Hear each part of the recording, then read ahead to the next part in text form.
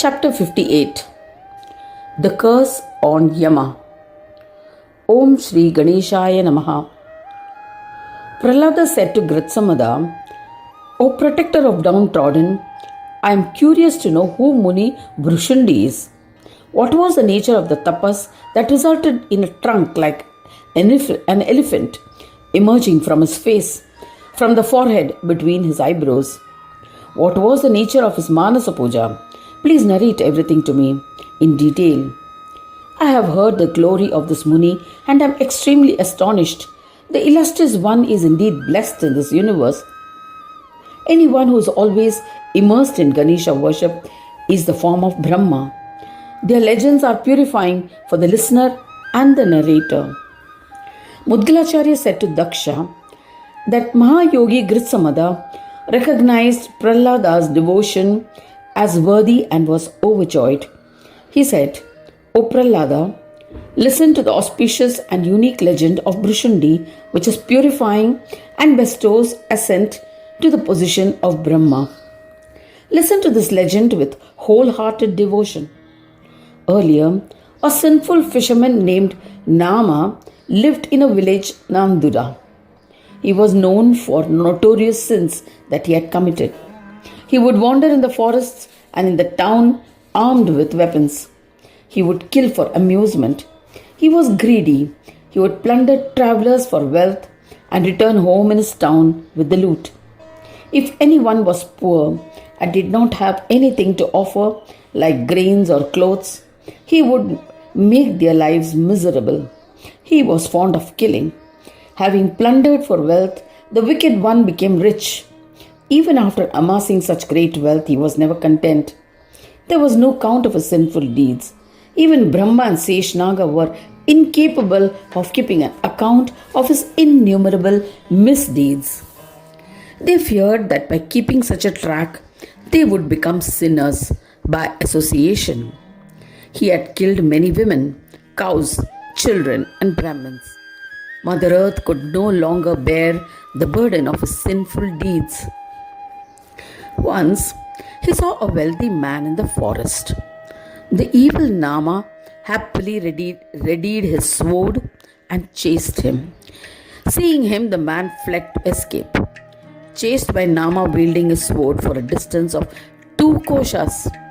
Then the man entered a village. He spotted and escaped.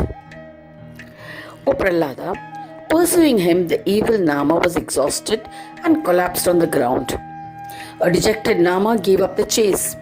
The weary Nama stood up and dragged himself with great difficulty to a nearby pond.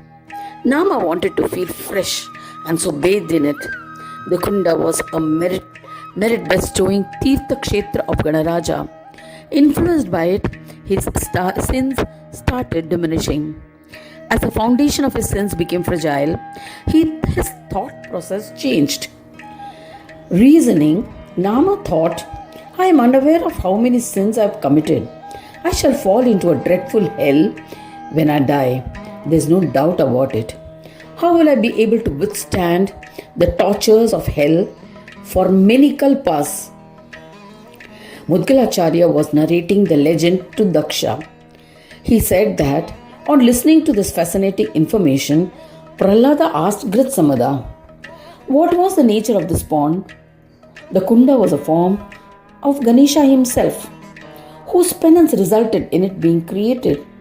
It was then that an illustrious Gridsamada, who was a Ganesh devotee, narrated the fascinating story to Prahlada happily.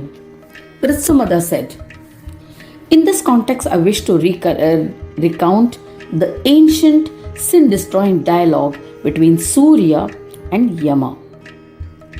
The illustrious Vishwakarma, the celestial engineer and architect, had offered his daughter Sanjana in marriage to Surya. She was incredible form of divine Maya, endowed with karma and great splendor. This story is a symbolic representation. When Vishwakarma designed the universe, he allotted duties to all creations.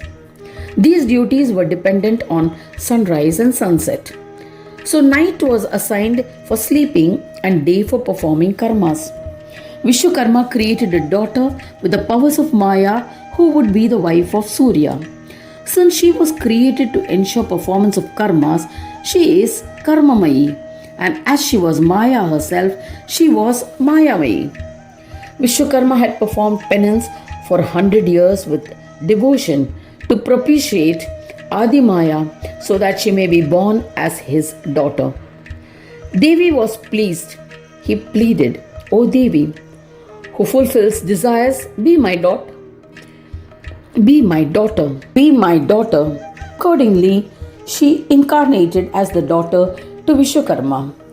Surya returned to his abode with Sanjana. An effulgent Surya indulged in marital bliss. Sanjana begot a daughter and 2 sons. Vaivaswata Manu was the eldest son. Yama was the second son. The youngest daughter was Yamuna, the river. These children were prosperous.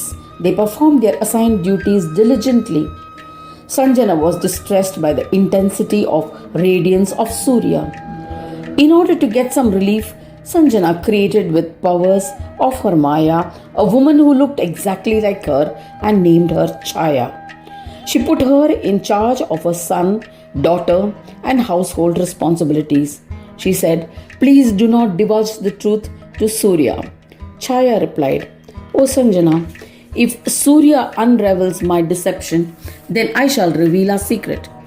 I will not disclose anything on my own. Do not harbor any doubts. O Devi, you may go and do as you have decided.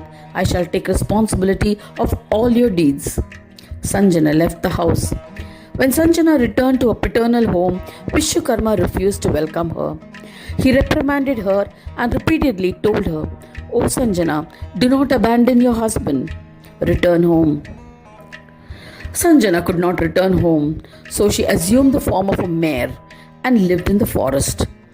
There she meditated on Lord Ganesha and performed penance. She pleased Ganesha by chanting Mala Mantra. After 100 years, Ganayaka manifested to meet her. Devi reverentially performed his puja and also praised him with specific stotras. Sanjana was granted fulfillment of her wishes. Ganadisha said, "The intensity of Surya will definitely lessen. There's no doubt about it.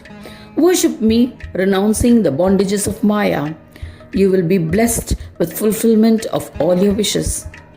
Surya will forsake his anger and will come to fetch you himself." Granting these boons, Ganadisha disappeared. Sanjana continued to stay there and meditated on Ganapa.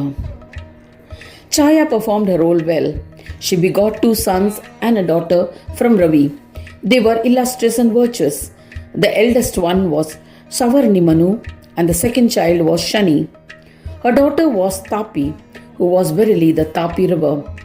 All of them achieved great fame in the 3 worlds.